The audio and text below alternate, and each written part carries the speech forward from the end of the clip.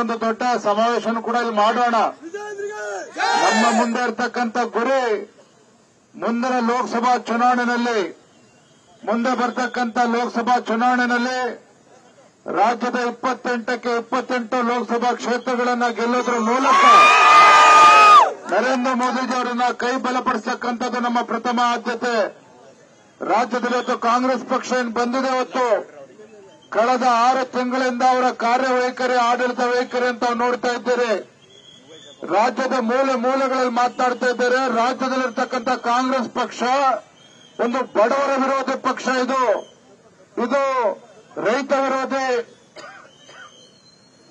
ಪಕ್ಷ. ಇವತ್ತು ಏನು ರಾಜ್ಯದಲ್ಲಿ ಅಧಿಕಾರ ನಡೆಸ್ತಾ ಇದೆ. ಮುಂದಿನ ಲೋಕಸಭಾ ಚುನಾವಣೆಯಲ್ಲಿ ತಕ್ಕ ಪಾಠವನ್ನು ಕಲಿಸಬೇಕು ಅಂತೇಳಿ ರಾಜ್ಯದ ಪ್ರಜ್ಞಾವಂತ ಮತದಾರರಿಗಾಗಲೇ ತೀರ್ಮಾನವನ್ನು ಮಾಡಿದ್ದಾರೆ.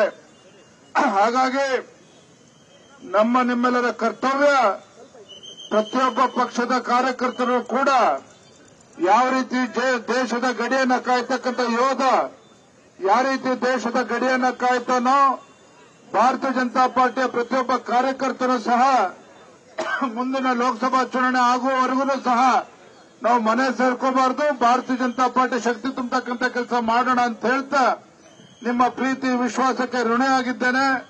ಮುಂದಿನ ದಿನಗಳಲ್ಲಿ ಯಾವ ರೀತಿ ಯಡಿಯೂರಪ್ಪನವರು ಕಾಲಿಗೆ ಚಕ್ರವನ್ನು ಕಟ್ಕೊಂಡು ಇಡೀ ರಾಜ್ಯವನ್ನ ಪ್ರವಾಸವನ್ನ ಮಾಡಿದ್ದಾರೆ, ಬಿಜೆಪಿ ಪಕ್ಷವನ್ನ ಸಂಘಟಿಸಿದ್ದಾರೆ. ನಾನು ಕೂಡ ರಾಜ್ಯಾದ್ಯಂತ ಪ್ರವಾಸ ಮಾಡಿ ಮುಂದಿನ ದಿನಗಳಲ್ಲಿ ಭಾರತೀಯ ಜನತಾ ಪಾರ್ಟಿ ಸ್ಪಷ್ಟ ಬಹುಮತದೊಂದಿಗೆ ರಾಜ್ಯದಲ್ಲಿ ಅಧಿಕಾರಕ್ಕೆ ಬರಬೇಕು. ಅಲ್ಲಿಯವರೆಗೂ ಕೂಡ ಮನೆಯಲ್ಲಿ ಕೂರ್ತಕ್ಕಂಥ ಪ್ರಶ್ನೆ ಉದ್ಭವ ಬರೋದಿಲ್ಲ ಅಂತ ಹೇಳ್ತಾ ಮತ್ತೊಮ್ಮೆ ತಮ್ಮೆಲ್ಲರೂ ಕೂಡ ಸಂದರ್ಭದಲ್ಲಿ ವಂದಿಸಿ ನನ್ನ ಮಾತನ್ನು ಮುಗಿಸ್ತೇನೆ. ಬಲೋ ಭಾರತ್ ಮಾತಾ ಕಿ. ಎಲ್ಲರಿಗೂ ಧನ್ಯವಾದಗಳು. ಮಾಧ್ಯಮ ಸ್ನೇಹಿತರು ಎಲ್ಲರಿಗೂ ಧನ್ಯವಾದಗಳು.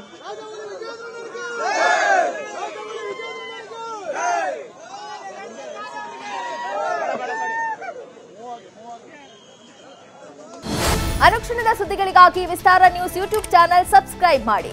ಹೊಸ ಸುದ್ದಿಗಳ ನೋಟಿಫಿಕೇಶನ್ಗಾಗಿ ಬೆಲ್ ಐಕಾನ್ ಕ್ಲಿಕ್ ಮಾಡಿ. ಲೇಟೆಸ್ಟ್ ಅಪ್ಡೇಟ್ಸ್ಗಾಗಿ www.vistaranews.com ವೆಬ್ಸೈಟ್ಗೆ ವಿಸಿಟ್ ಮಾಡಿ. ಅಂಗೈಯಲ್ಲೇ ಜಗತ್ತಿನ ಸುದ್ದಿ ತಿಳಿಯಲು ವಿಸ್ತಾರ ನ್ಯೂಸ್ ಕನ್ನಡ ಆಪ್ ಡೌನ್ಲೋಡ್ ಮಾಡಿ.